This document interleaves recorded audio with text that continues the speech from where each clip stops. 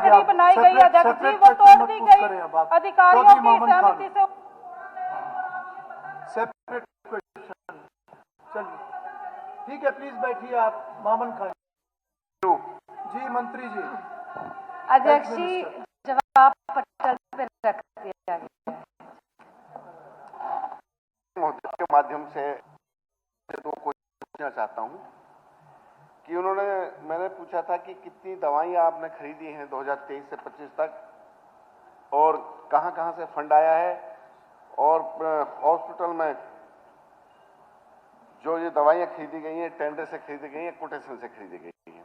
तो मैडम ने जवाब दे दिया कि हमने ये कोटेशन से खरीदिया। तो मेरा सर आपने उनसे मंत्री से पूछना है कि एक तो ये बताएं कि जब सरकार ने टेंडर के लिए घोषणा कर रहा है कि कोई भी चीज हम टेंडर से काम करेंगे तो कोटेशन से क्यों खरीदी जा रही है, और कोटेशन से कितने तक की आप दवाइयां खरीद सकते हो मिनिमम, जबकि इसमें दिखाइए कि हमने 7,29,000 की एक जगह से खरीदी, 30 लाख की एक जगह से खरीदी, 7,18,000 की। तो इसकी डिटेल मुझे पहले बताएं, दूसरा क्वेश्चन मैं बाद में पूछूंगा। साथ ही पूछ लो। नहीं सर, साथ ही पूछ लो, जवाब देना जी मंत्री। अध्यक्ष जी, हम लोकल परचेज ही कोटेशन बेसिस पे करते हैं, और कोटेशन बेसिस और लोकल परचेज तभी होती है क्योंकि बाकी हम सब टेंडर लगाते हैं HMSCL के थ्रू।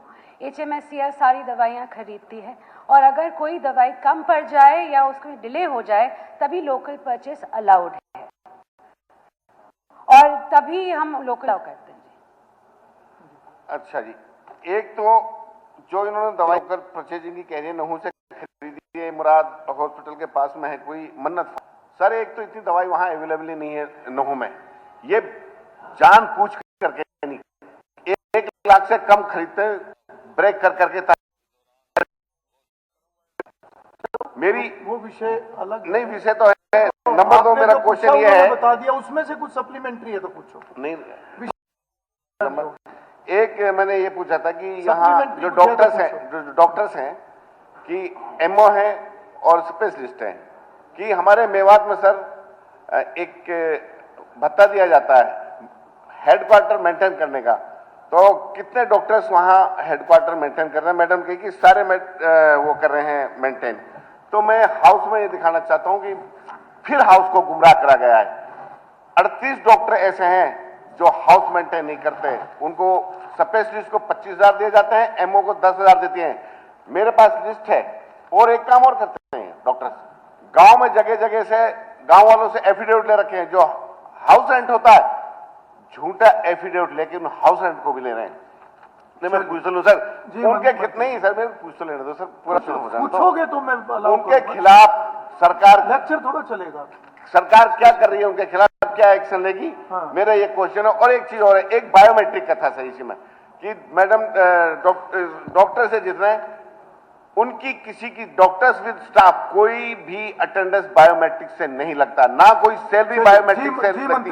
उनके खिलाफ एक्शन क्या लेगी सरकार, क्या मंत्री जी एक्शन लेगी, ये बताया जाए मुझे। जी हेल्थ मिनिस्टर। अध्यक्ष जी, सबसे पहले तो हाउसिंग के बारे में मेरे पास एक चिट्ठी है यहाँ पे जहाँ अलाउ किया जाता है कि जो मंडीखेड़ा में जो डॉक्टर रहते हैं उनको अलाउड है कि वो या तो गुरुग्राम में या रेवाड़ी में रह सकते हैं और फरीदाबाद में, इन तीनों में अलाउंस है पहले की। अब बात यह है कि क्योंकि उनके जो हॉस्टल थे वो कंडम घोषित हो गए हैं, और हमें ये मालूम है कि ये बहुत ही संगीन मामला है, और आज जल्द से जल्द हम चाहेंगे कि सारे जो डॉक्टर यहाँ पे पोस्टेड हैं वो आसपास ही रहें, तो हम इस पर प्रक्रिया जल्दी ही शुरू कर देंगे। और दूसरा क्वेश्चन इनका था सरदार जर्नैल सिंह, 143 दो थे, मैं दूसरा का जवाब ही नहीं।